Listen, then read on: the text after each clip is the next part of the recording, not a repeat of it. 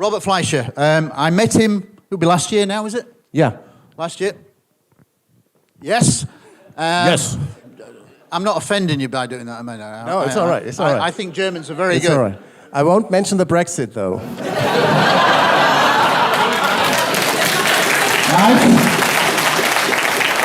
Who said the Germans don't have a sense of humour? I didn't think they had, but there you go. But anyway, yeah, Robert, he invited me over to his hometown of Leipzig, which is beautiful in eastern Germany. I served 2.5 years in the Royal Air Force in Germany, so I knew it was a beautiful country, but never been what was in the east. And Leipzig was a beautiful historical city with beautiful architecture. So that was very kind of him, and obviously we struck up a friendship. Robert Fleischer is the leading expert by far in the country of Germany, in my opinion. Now, what you've got to understand is, if we think we are hard done to in Britain, with the coverage, the fair coverage, in Germany, and from our previous conversations when I was over in Germany with him, he has a 50% harder time. But they still have cases, and this guy is trying to change things. He's even asked questions to politicians, and they kind of like react with horror. Seriously. And you'll see that. And you'll see that. So without further ado, a round of applause for Robert Fleischer. Thank you very much, Gary. Thank you very much. This is the very first presentation I give in the United Kingdom, and I'm very honored to be a speaker at this conference, and I would love to thank Gary and all the organizers of this fantastic conference. And don't clap your hands yet, because I haven't spoken yet, so... Yeah, let me introduce myself a little bit before I go into the subject. I'm actually not a ufologist. I'm a journalist. I used to work for television, and the thing is, when I was 16 years old, I met the Swiss author Erich von Däniken. Do you know him? Yeah. Chariots of the Gods. And whenever he was in my region and gave a talk, we would meet, because we would meet regularly when he was in my region, and we would talk for many hours, and I was fascinated by what he said. And I said, so why isn't this on television? And he said, well, why don't you go and work for television and report on this kind of stuff? And I said, yeah, good idea. So when I was 16, I started doing internships in several local newspapers. When I was 18 years old, I presented the evening news at a local TV station in my hometown, and later on I worked for several major German TV networks, most of the time for MDR television, which belongs to ARD. That's a public broadcaster service comparable to the BBC here in the UK. So I had already worked as a journalist before I started doing my university studies, and I chose conference interpreting, so I have a university degree in conference interpreting for French and Spanish, because I didn't know hardly any journalist colleague who had studied journalism in order to become a journalist, and I thought that languages would come in quite handy. What do we know about the situation in Germany? I guess in the UK, people probably don't know many things about the UFO situation in Germany, and that is because Michael Hessemann, who did what I've been doing 20 years ago, he stopped working in this field, and he decided to write books about the Catholic Church. And also UFOs are a taboo subject in Germany. So in 2007, I decided to found Exopolitics Germany, this website, and then another couple of years later, I founded Exo Magazine TV, which is an online video portal for open-minded people, which covers more subjects than just UFOs. You see, we have remote viewing and all that. And that's on a subscription basis, and it's only in German yet. There are private UFO organizations in Germany, so registered associations of people dealing with UFO research. 4 of them. The oldest ones are, where was that? Okay, the oldest ones are those, 44 years and I think 43 years or so. And this is a very new association. This one is MUFON Central European Section. You may have never heard of it before. and it was founded by the German astrophysicist Illobrand von Ludwiger, who is a very important figure in the field of German UFO research. I would even say on an international level, because he helped to bring forward some material during the Rockefeller Initiative, if you know what I'm referring to. And later on, he quit this organization and he founded his own, another one that was only a couple of years ago, which also focuses on anomalies. So there's basically nothing you ever hear about UFOs in Germany, because officially they don't exist in Germany, but you may have heard of this. In July 2015, Daily Mail, the Mirror and the Sunday Express started reporting on top secret documents, and German government forced to release top secret documents on UFOs, and Angela Merkel forced to release secret UFO files. And the Sunday Express wrote, Robert Fleischer of exopolitik.org discovered that the scientific service of the German parliament had a department investigating the possibility of extraterrestrial intelligence and UFOs. So, top secret documents and a department within the scientific service researching UFOs, it's both wrong. So what actually happened? And it all goes back to a United Nations decision from 1978, which I'm sure you're aware of. In 1978, the General Assembly invited interested member states to take appropriate steps to coordinate on a national level scientific research and investigation into extraterrestrial life, including UFOs, and to inform the Secretary General of the observations, research, and evaluation of such activities. So I made some research at the political archive of Germany's Foreign Office, and I found out that this aim, the original aim actually, had not been to, I mean, this is very general, invites interested member states and stuff. The original aim had been to create a UFO investigation unit at the United Nations level. And this aim was hindered by Germany's permanent mission to the United Nations, among others. The Austrians played along as well. So I made some research in the political archives, and I found this telegram, for example, which says, quite apart from the wider implications of such resolution draft, the reference to the Outer Space Committee alone has its misgivings, as it would incur Grenada's desire to become a member of the Outer Space Committee, which would therefore be constantly occupied with the UFO question. And SPC will probably finish treating this item until the end of week. Until then, the United States and Austria will try to persuade Grenada to withdraw its resolution draft and to accept a more general declaration which invites interested member states to become a member of a non-UN committee for the study of UFOs. So you see, even back then, Germany did not have the slightest interest in supporting anything related to UFOs. Another interesting thing happened in 1993. You remember the Belgium UFO wave? That was a very important development, also on a political level. In the 1990s, you had hundreds of people seeing triangular-shaped craft over Belgium, and as a consequence, the member of the European Parliament, Elio Di Rupo, tabled a motion for a resolution on the creation of a European observatory for UFOs. So he decided to draw up a report, and for his report to the Parliament, to the European Parliament, Professor Reggi contacted all air forces of the European Community member states. Only France and Italy shared their findings with the official European Community rapporteur. Spain refused to cooperate on the grounds that this data fell under the military secret.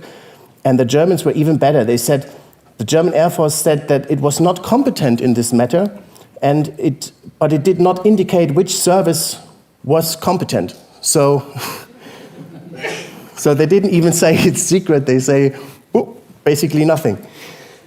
And that's the official line in Germany. Here you see our former Minister of the Interior, Wolfgang Schäuble. In 2008, he stated, an authority or institution at the federal level which records or evaluates alleged sightings of UFOs and projects such as those described by you are not known here, which is an interesting way to say it, because for him being the Minister of the Interior, he should know whether there is something or not.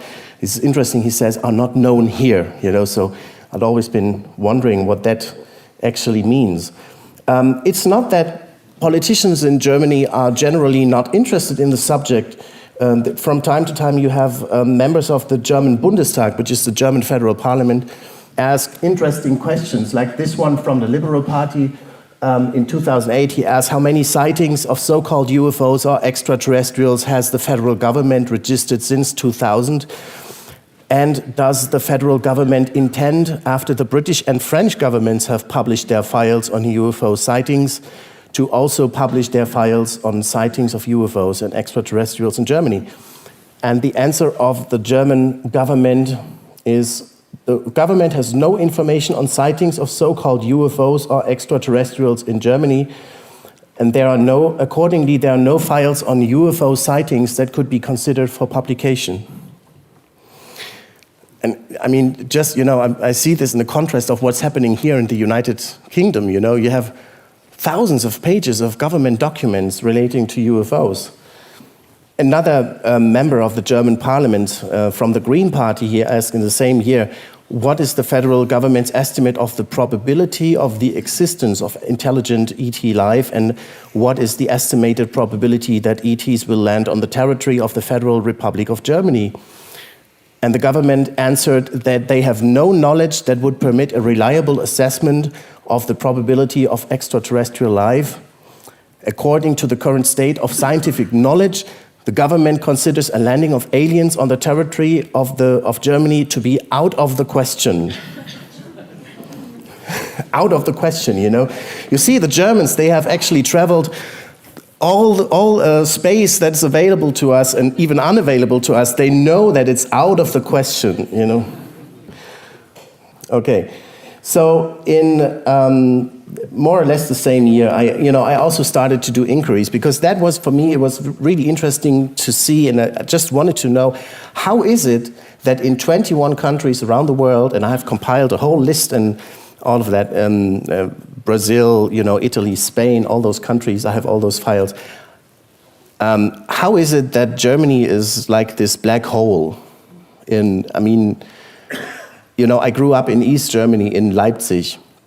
That was the former Soviet zone. And we didn't have bananas in East Germany. So there was a joke which said, why are bananas curved? Because they had to make a turn around East Germany for 40 years. And when it comes to UFOs, it seems like it's more or less the same, even though I don't know so many reports about curved UFOs. But, I just couldn't imagine that there are no files at all and that no government agency is interested in the subject. So I started to do some inquiries. And I asked the former Minister of Defense, Karl Theodor zu Guttenberg, about possibly existing UFO files, and I received the following answer. Throughout the existence of the Bundeswehr, there has been no case in which an initially unidentified flying object was attributed to an extraterrestrial origin. Accordingly, the Federal Ministry of Defense does not keep any records on the UFO phenomenon described by you. What you need to know, by the way, is I never asked about UFOs related to extraterrestrial or anything. I completely avoided the term extraterrestrial. I really just asked about UFOs. So this was a way for them to, not having to answer my question. In other answers to members of the public, the German military even went as far as to state categorically that since the foundation of the German Bundeswehr, the German armed forces, they never had anything unusual on their radar screens which they could not eventually identify, which is weird because, well, the Swiss have. The Swiss have registered unidentified radar returns over German territory with their Swiss radar stations. Like in this case, on May 5th, 1996, a NATO early warning radar station in Meßstetten, that's near the Swiss-German border. The Swiss-German border is this green line here. It's all a little bit blurry. This is the Swiss-German border. This is the NATO early warning radar station, and there is a no-fly zone here, which is marked in red, and there should be absolutely nothing in it, and yet there are unidentified radar returns. By the way, another interesting radar plot is this one from June 18, 1993. That was over Swiss territory, and there was an unidentified object traveling with approximately 240 kilometers per hour. Please don't ask me how much that is in miles now, I don't know. And while the radar operators are trying to identify that object, it suddenly accelerates and makes a sharp angle turn and shoots away at Mach 4. So Mach 4, a right angle turn at Mach 4, which is interesting because it seems that UFOs do not only not obey our flight regulations, but not even our natural laws. So all those radar plots, by the way, were first published by Elobrand von Ludwiger, the astrophysicist I mentioned before. And yeah, okay. In 2009, I had the chance to get in touch with a member of the German Bundestag. This is her, actually. During the interview, I didn't do the interview myself, it was a colleague of mine. We presented her a briefing document that we had written for politicians and journalists, which contains all these kinds of information, valuable information on UFOs. And we asked her, how is it that this United Nations decision 33426 was actually never implemented in Germany? So she was very kind. She said, well, I have no idea, but you know what? I will ask the scientific service of the Bundestag to draft a report on that question why the UN decision 33426 has never been implemented in Germany. And I will also commission the scientific service of the Bundestag to write a report about how UFOs are treated by European authorities. And sure enough, only a couple of weeks later, I had a big envelope in my mailbox. Was very nice letter, and she sent me those studies, and those are the studies from the scientific service of the German Bundestag.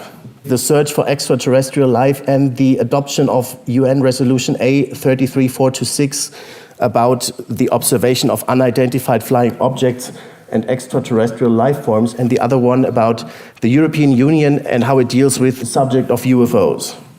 This study undertaken by the scientific service of the Bundestag could not be called scientific, actually. It doesn't contain anything valuable, anything new. They even quoted the United Nations decision from an exopolitics website, so they don't even have a drawer with the original text. It was actually a bunch of a list of TV documentaries and some things you can read up on the internet, but it contained an interesting statement, which was the fact that both Great Britain and France had been dealing with questions about the existence of UFOs and ET life forms and have given up their secrecy to publish it even on the internet suggests the assumption that German authorities or ministries have been dealing with that question as well.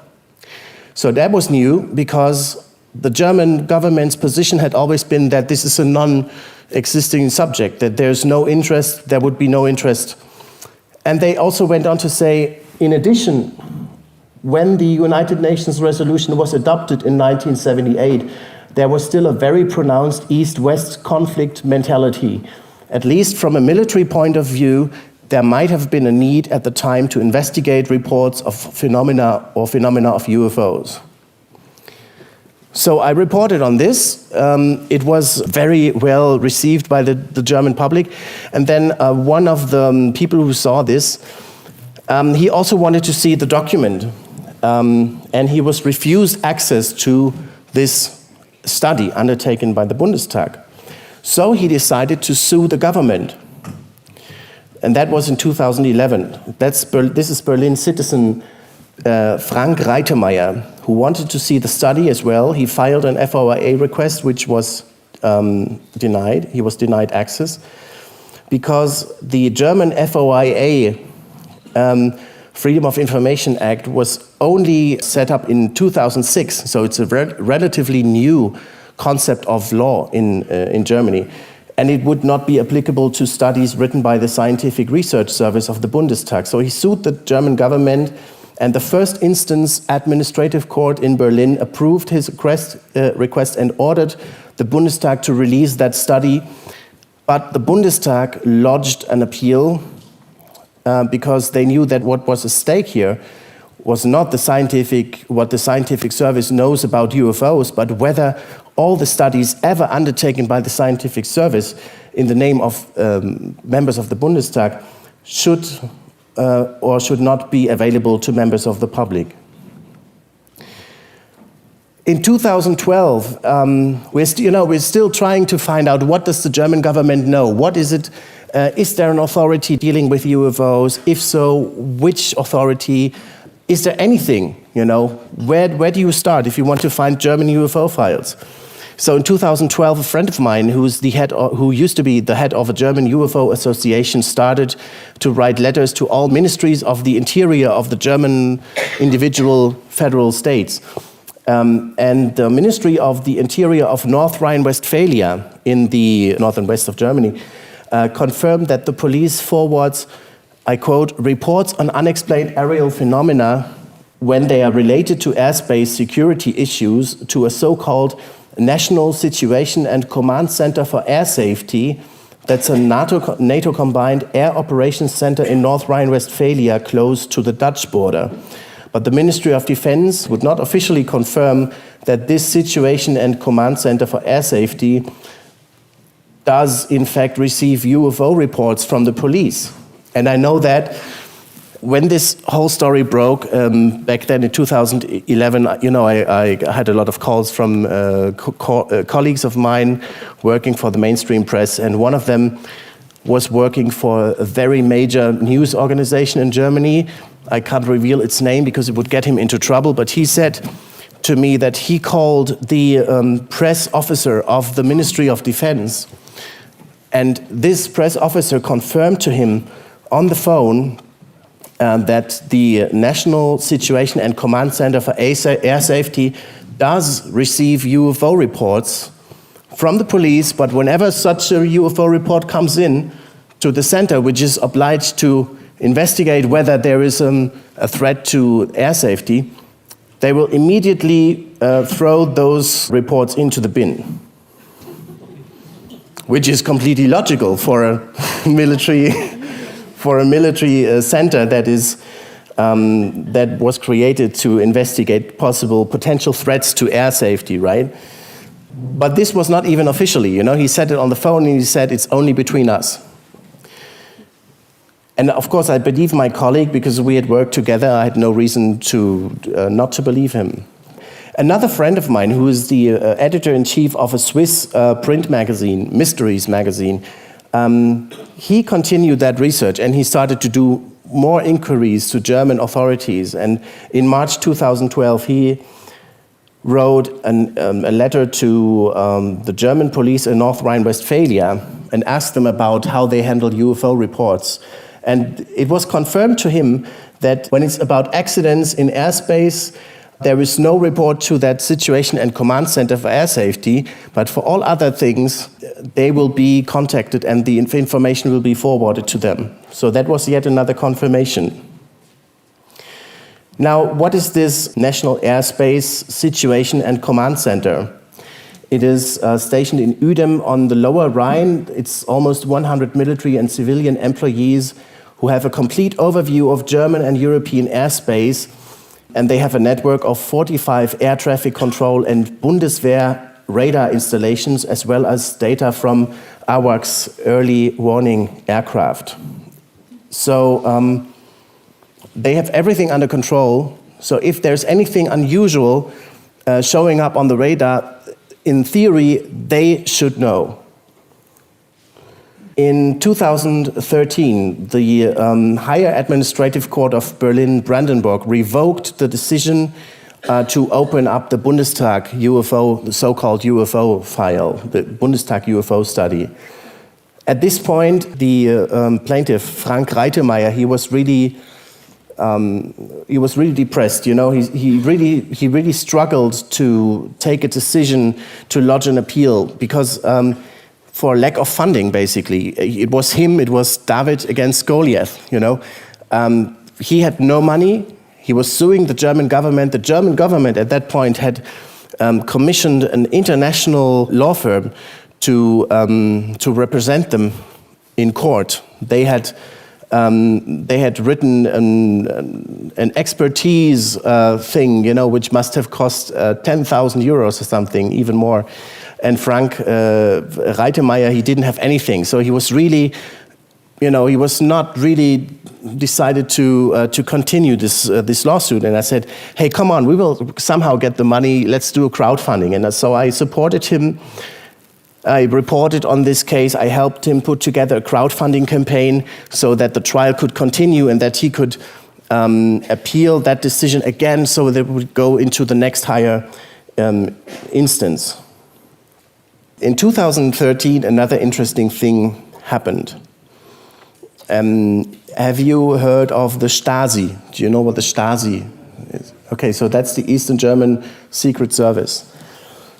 Stasi UFO files were discovered in 2013. There is a German authority that deals only with all the files pertaining to the former state security agency, Staatssicherheit or Stasi. And they found some of those documents. I have them at home.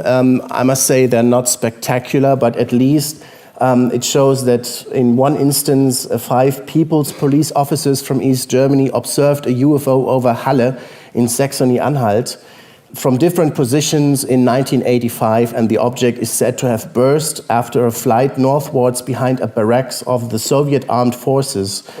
This incident was immediately reported to Erich Mielke, who was then the head of the Ministry for State Security and the head of the GDR Foreign Intelligence.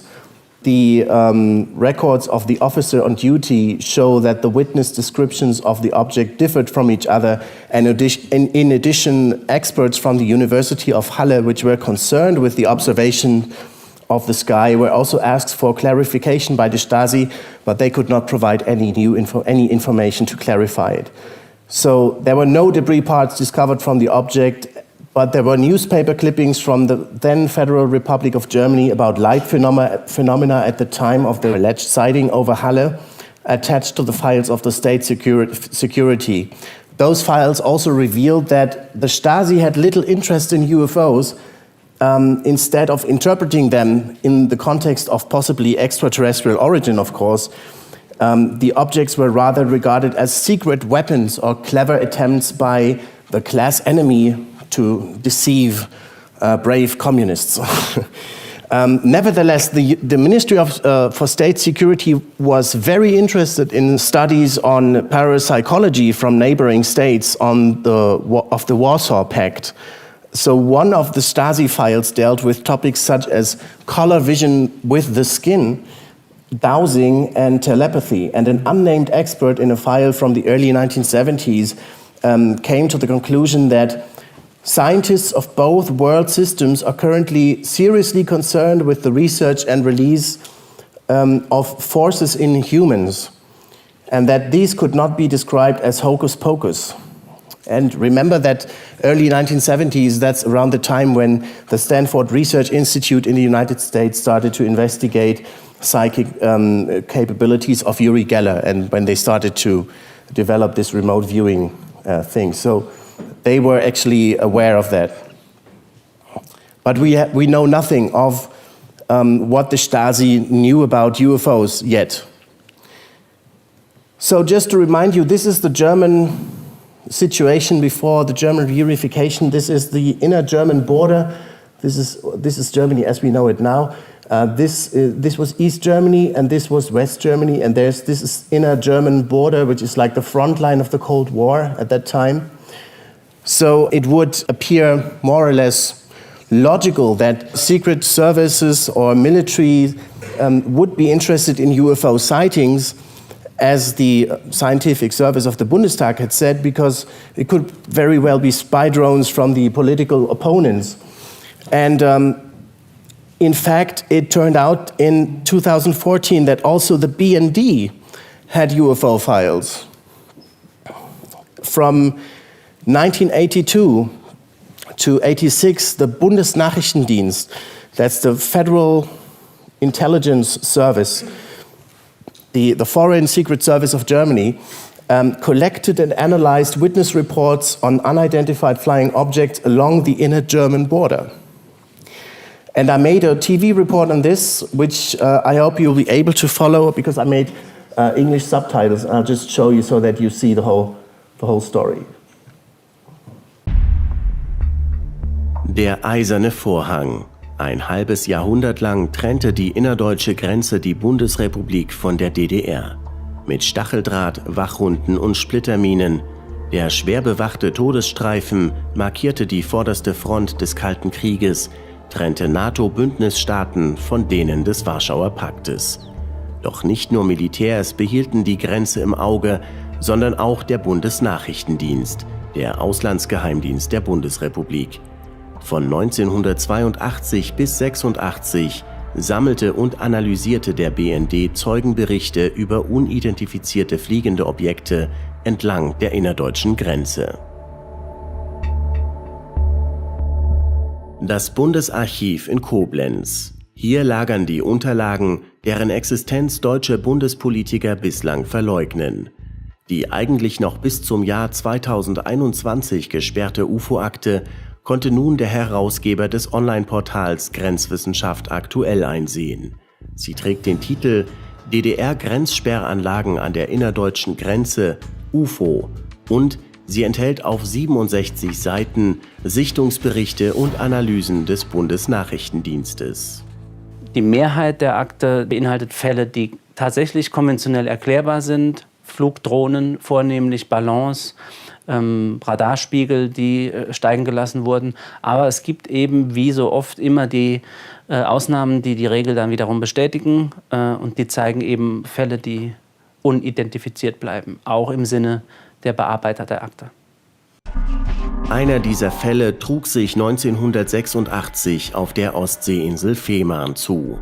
Am frühen Morgen des 26. August beobachten 3 Grenzschutzbeamte aus dem Fenster ihres Dienstraumes ein hell leuchtendes Objekt, das langsam auf den Fährbahnhof Puttgarden zufliegt und dort in einer Höhe von 50 bis 60 Metern in der Luft stehen bleibt. Die Zeugen vernehmen keinerlei Fluggeräusche, nur ein relativ leises Summen. Form, Farbe und Größe können die Grenzschützer aufgrund der strahlenförmig blendenden Beleuchtung des Objektes nicht ausmachen.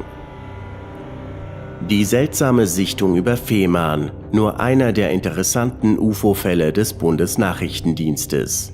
Für Andreas Müller ist klar, die UFO-Akte des BND ist mehr als nur eine anekdotische Sammlung von Sichtungsberichten, denn sie dokumentiert, auf welche Weise der BND jahrelang und systematisch UFO-Forschung betrieb. Zum Beispiel, es gibt eine handschriftliche Notiz, die sagt, die dazu auffordert, bitte einen UFO-Vorgang anlegen.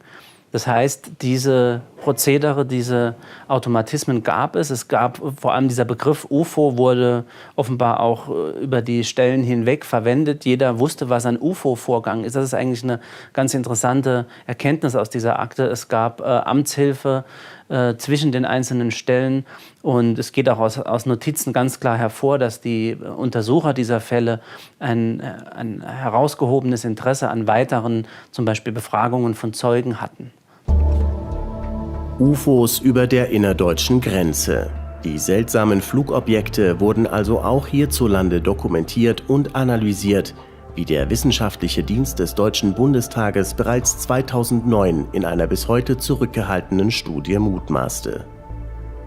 Gerade zu Zeiten des Kalten Krieges, so die Autoren, hätte durchaus ein Interesse daran bestehen können, UFO-Sichtungen nachzugehen, aus Angst vor Spionagedrohnen des ideologischen Gegners.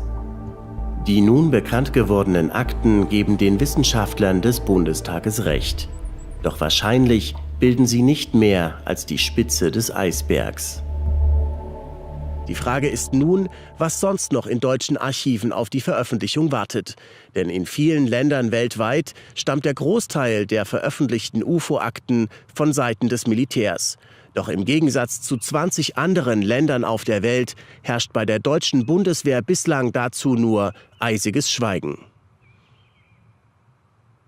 So those were the files of the German Federal Intelligence Service, which is not the German military. And as I just noted, I don't know, could you follow the subtitles? Could you read them well? Okay, good. There were some UFO files from the BND, but we still didn't know what the German military had. In June 2015, the Federal Administrative Court of Germany finally decides that studies undertaken by the Scientific Research Service of the Bundestag are to be released under the German Freedom of Information Act. So this does not only count for the now famous UFO, so-called UFO study, but for for all the studies ever undertaken by the Scientific Service of the Bundestag for members of the German Parliament, which is really important, an important thing, because you remember when the United States and I think it was Great Britain and France decided to conduct airstrikes on Syria a couple of months ago.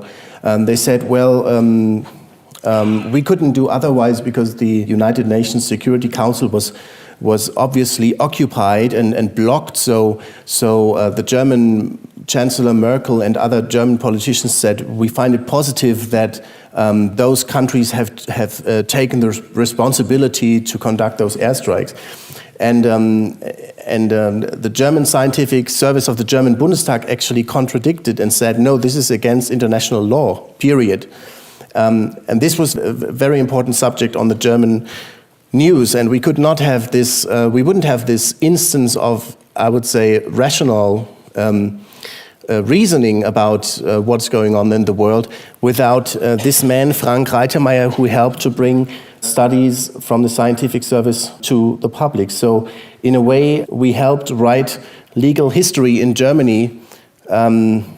This is like those studies by the scientific service are like the El Dorado for journalists, but they are maybe Pandora's box for Germany's government.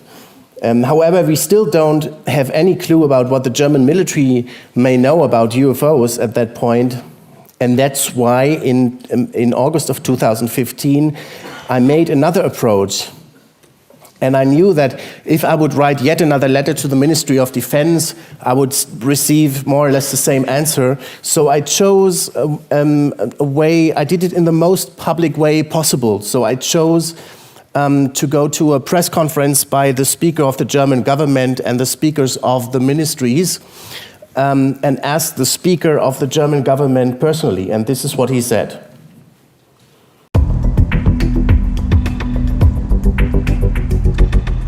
Robert Fleischer von Exo Magazin TV. Ich habe eine etwas ungewöhnliche, aber durchaus ernst gemeinte Frage. In 20 Ländern hat das Militär bereits unidentifizierte Flugobjekte registriert, jahrzehntelang Akten dazu angelegt und sie nach jahrzehntelanger Geheimhaltung auch freigegeben. In 5 Ländern gibt es sogar staatliche UFO-Untersuchungsbehörden. Meine Frage an Herrn Seibert, warum kümmert sich hier in Deutschland eigentlich niemand darum? Und an den Sprecher des Verteidigungsministeriums, was müsste passieren, damit Frau von der Leyen die Einstufung von möglicherweise doch existenten geheimen UFO-Akten neu überdenkt? Wir danken für die interessante Frage und sind gespannt auf die Antwort. Ich kann nicht behaupten, dass ich in irgendeiner Weise ein Experte auf diesem Gebiet wäre. Ich weiß, dass es eine Reihe von Menschen gibt, die damit sehr viel Zeit verbringen und im Internet sich dazu austauschen. Es steht nicht im Mittelpunkt der Politik dieser Bundesregierung, es steht nicht mal an den Rändern der Politik dieser Bundesregierung. Wir haben auch nicht das Gefühl, dass es in irgendeiner Weise eine Frage ist, die für das gute Zusammenleben in Deutschland oder in der Welt von Bedeutung wäre. Vielleicht könnte man hier die Phrase benutzen, die Frage stellt sich nicht. Aber wollte ich jetzt mal nicht. Vielleicht das Verteidigungsministerium noch? Also, ich möchte denen eigentlich nichts mehr hinzufügen. Aber mir sind weder die Vorgänge noch irgendwelche Akten diesbezüglich bekannt und sehen Sie es mir bitte nach, dass ich in diesem Rahmen jetzt hier weder was sagen kann, wirklich nichts sagen kann dazu. Also das ist eine Sache, die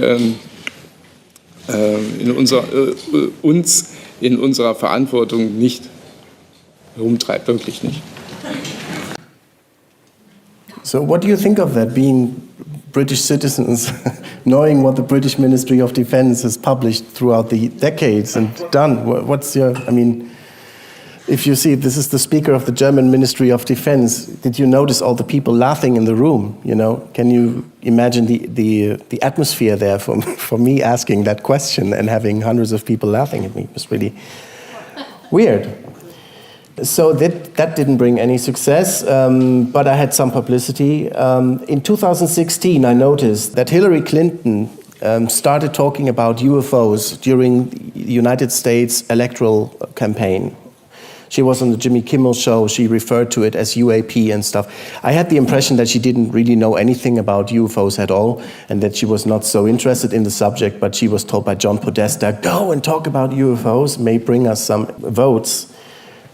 Anyway, I thought, well, we could try this in Germany too, right? I mean, it would be highly unlikely that the German Chancellor Merkel, first of all, goes into a talk show on German television, and secondly, that she would start referring to UFOs by herself. But I thought, well, I could try to ask candidates of all political parties who want to get elected again, because after all, as you will notice, by the way, the German Bundestag looks like a giant UFO. Even from the outside, you know. So I decided to send out letters and emails to candidates of every political party before the German federal elections in 2017. So during the campaigns, I sent out those letters and I asked all those politicians the following questions. Will you, after being elected to the Bundestag, make sure that German authorities or ministries make their UFO files public? That is the question that I asked to a couple of dozen politicians. Not all of them came back to me, but some did. This is the political spectrum in Germany, so between left and right. I mean, there are many ways to show the political spectrum, but this is like the most common in Germany. So those are the socialists, the left-wing party, the Green Party, which is important in Germany. Then you have the Social Democratic Party. You have the Christian Democratic Union and Christian Social Union, which always show up together. This is where Angela Merkel comes from. Those are the liberals, FDP, and this is the relatively new party, Alternative for Germany. I don't know if you've heard of it. It is more rights-oriented. So I asked politicians of all those political parties what they think on UFO files, and here are some statements from members of the government, of the then government coalition between SPD and CDU, which is the same coalition that we have now. So Clemens Binninger, this one from the Christian Democratic Union, said, I have no knowledge of UFO sightings, and in this context, I also refer to your conversation with government spokesman Steffen Seibert and a spokesman of the Federal Ministry of Defense in September 2015 at the Federal Press Conference. The two spokespersons had no knowledge of any such events, so he watched my video, or they had some record on it. Thomas Oppermann, important politician from the SPD, said, I can only underline what my colleague Clemens Binninger already told you. I know nothing on UFOs. Hubertus Heil, SPD, said, I can only underline what my colleague Thomas Oppermann already told you on UFOs. So they were completely the same emails, you know.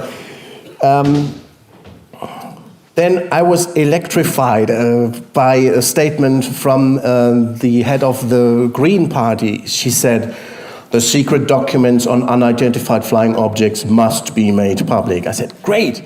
But then I read on, she said, unfortunately, however, these are only available in Klingon and partly blacked out. If you are familiar with this language or know someone who is, please contact the BND. So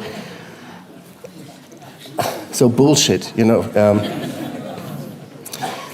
Then I had another interesting reaction. Do you know this guy, Martin Schulz? He was Merkel's main rival, main opponent during the last federal elections.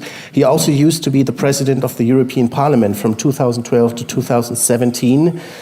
And in August 2017, I had a chance to ask Angela Merkel's main opponent, Martin Schulz, personally, whether he would open UFO files. So keep in mind, this is her main opponent at that time, and he gave a very interesting answer. Eine weitere Frage, die, muss ich persönlich sagen, zu meiner Überraschung relativ weit vorne gelandet ist in der Online-Abstimmung, stellt ein Leser der Leipziger Volkszeitung, Herr Robert Fleischer. Moment, das ist hier die... Hallo. Guten Tag, Herr Schulz, schön, dass Sie da sind. Mir geht es um die Informationsfreiheit in Deutschland und ich meine meine Frage wirklich total ernst. Also in 21 Ländern auf der Welt sind vormals geheim gehaltene UFO-Akten veröffentlicht worden, unter anderem in Frankreich, Großbritannien, Italien und Spanien. Und die komplette Liste hätte ich hier, also falls Sie das interessiert, gebe ich Ihnen das gerne. Sollte man das nicht auch in Deutschland machen und würden Sie sich als Bundeskanzler dafür einsetzen? Und meine Frage ist nicht, ob Sie was über UFO-Akten wissen in Deutschland, sondern ob Sie sich dafür einsetzen würden, dass geheime UFO-Akten öffentlich werden.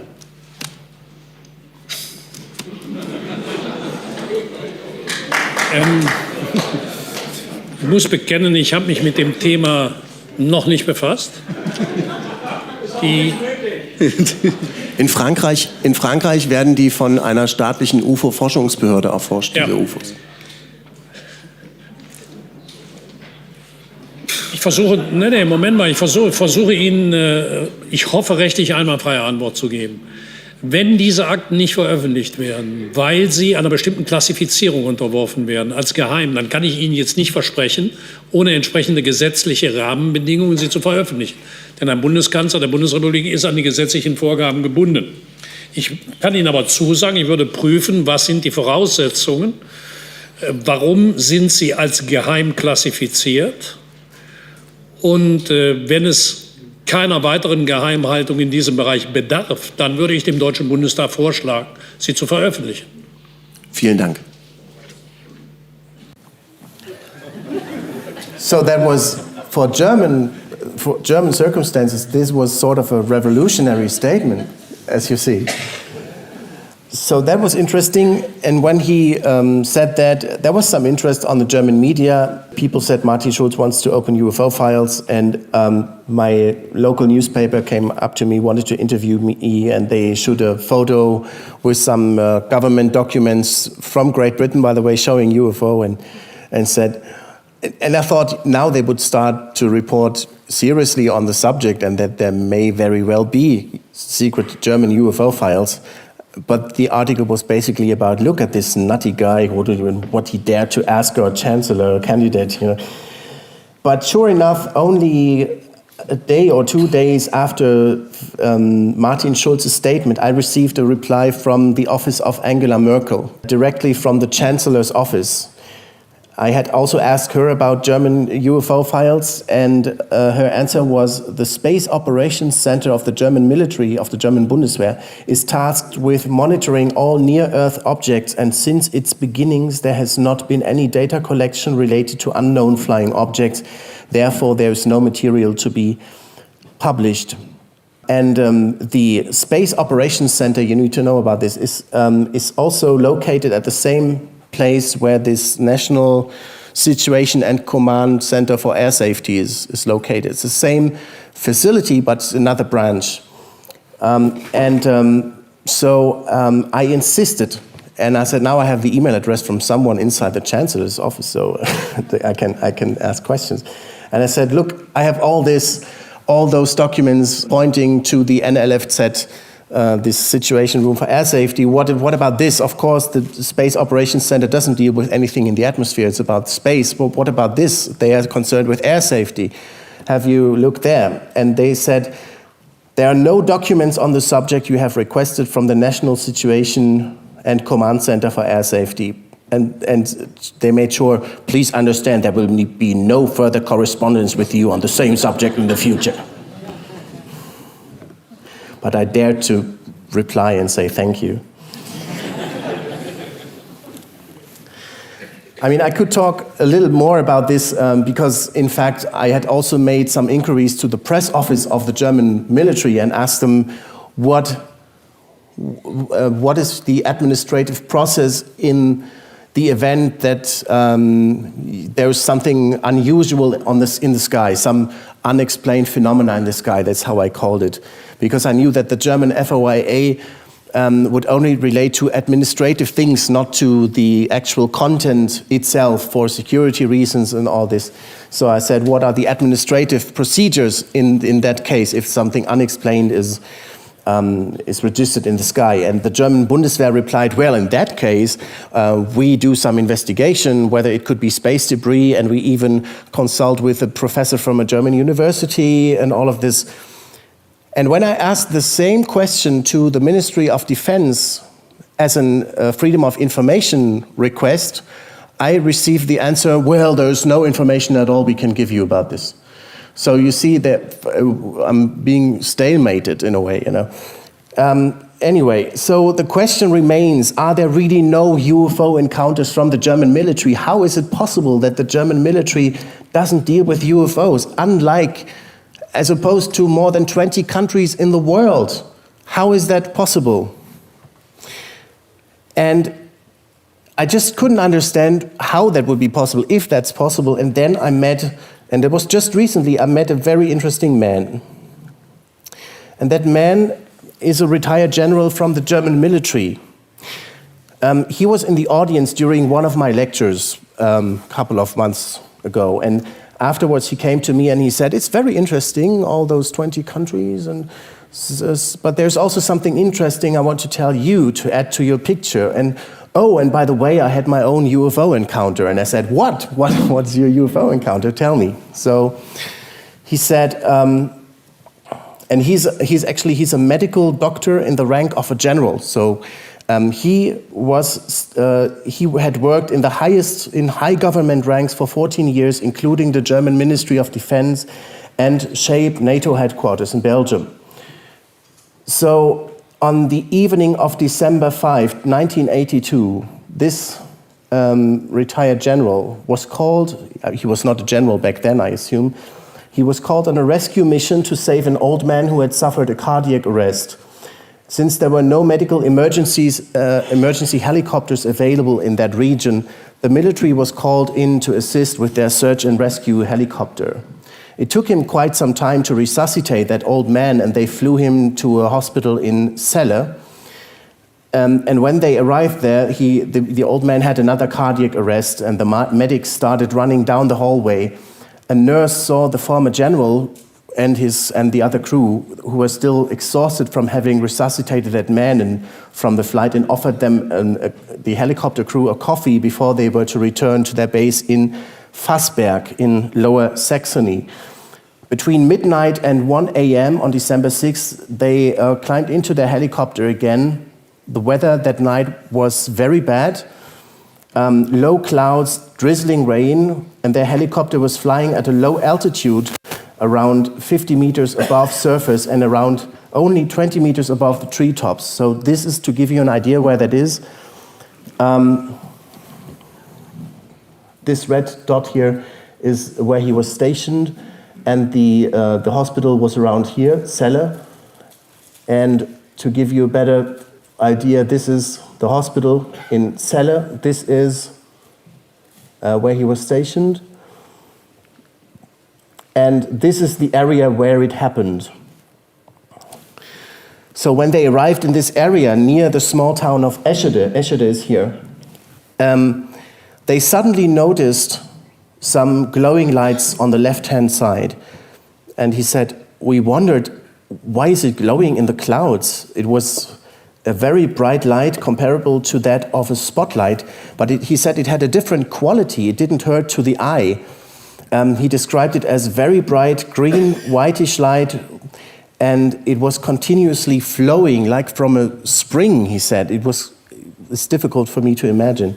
It was continuously flowing light, and it flew alongside them. The distance, he said, was difficult to ascertain. He estimated it around 100 meters.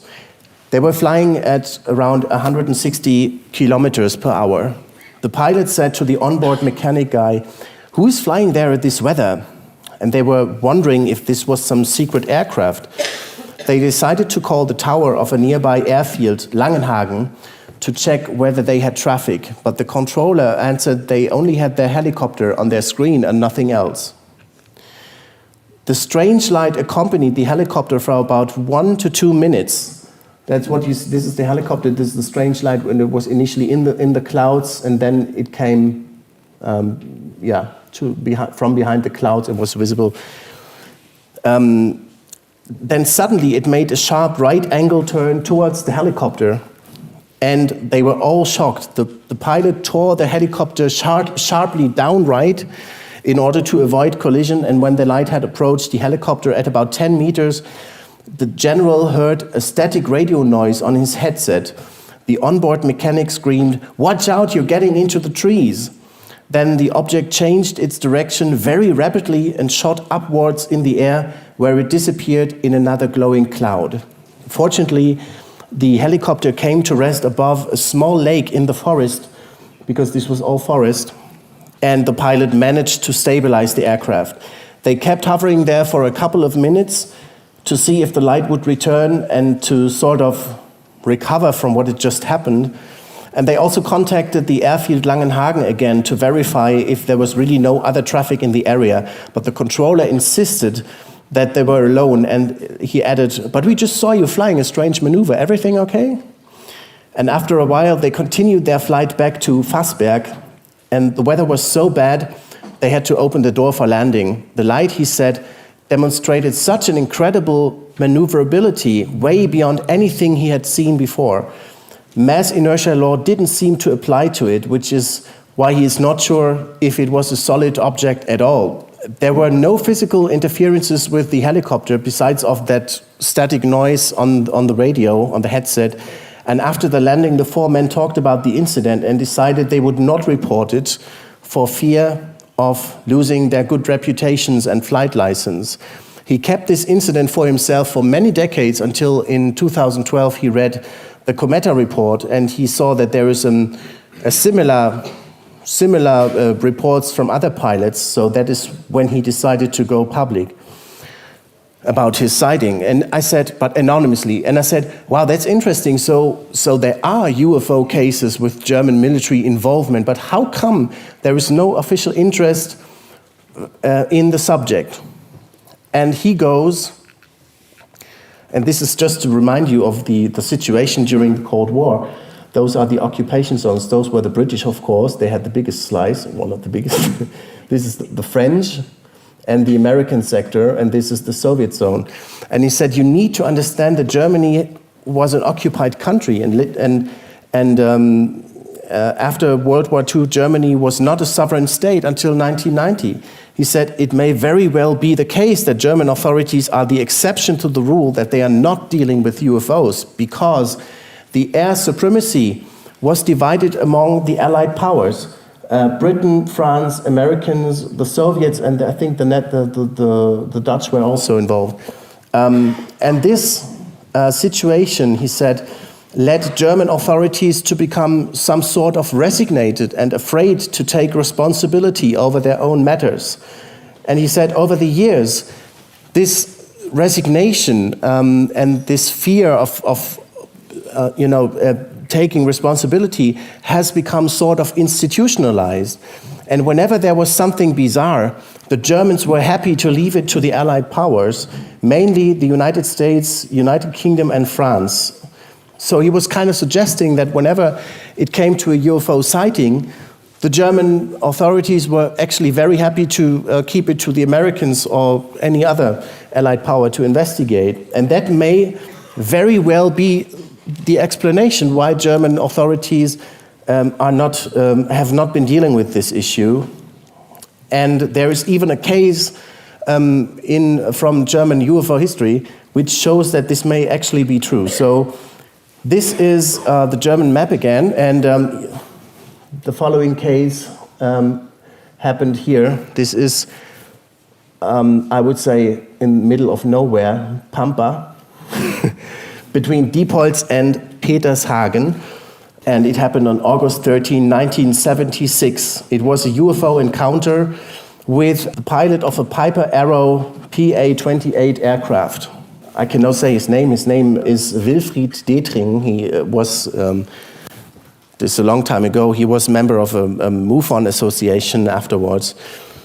The pilot of that Piper Arrow aircraft was flying at 3,500 feet when he noticed a strange light approaching from the northeast at 9 o'clock, and after 3 to 5 minutes the object came closer and took a fixed position on the Piper's left wing. The object was oval-shaped and very bright, yellow in its center with an indistinct flame-orange boundary. Its diameter subtended about 3.5 degrees of arc. Suddenly the Piper went into two rapid 360-degree clockwise rolls from which the pilot had to recover manually. And he discovered that he had dropped about 500 feet during the roll and recovery maneuver. And when he next checked his instrument panel, he discovered that his magnetic compass was spinning in clockwise directions so fast that he couldn't read the number in its window. So looking outside again, he saw that the UFO was still behind him, and the pilot climbed back to his cruise altitude and called on the radio to flight control at Hanover Airport, to the east of his flight position, and the air traffic controller told him that the radar showed both his airplane and another object nearby. The controller said that an aircraft would be sent to investigate. Little more than 4 minutes later, 2 US Air Force F-4 Phantom jets arrived on either side of him, traveling between 400 and 500 miles per hour. The jet on the right side was slightly lower, closer and ahead of the jet on the left. The pilot was certain that they were American planes. Just as the jets arrived, the UFO accelerated forward and then upward at about a 30-degree angle above the horizontal and turned right, passing in front of his aircraft. It quickly outdistanced its pursuers and was out of sight in a matter of seconds. The compass eventually returned to normal operation after the UFO had departed. Now, the interesting point is, this is a sketch of what he experienced, done by himself and first published in the International UFO Reporter, I think in 2004. This encounter was investigated by Richard Haynes with the help of Illobrand von Ludwiger. Now, the interesting thing is what happened after the landing. Within minutes of the landing, a military van without license plates pulled up to his plane, and 5 men in business suits got out. They would not identify who they worked for. He was taken to an underground room on the airport property where a man sat behind a desk.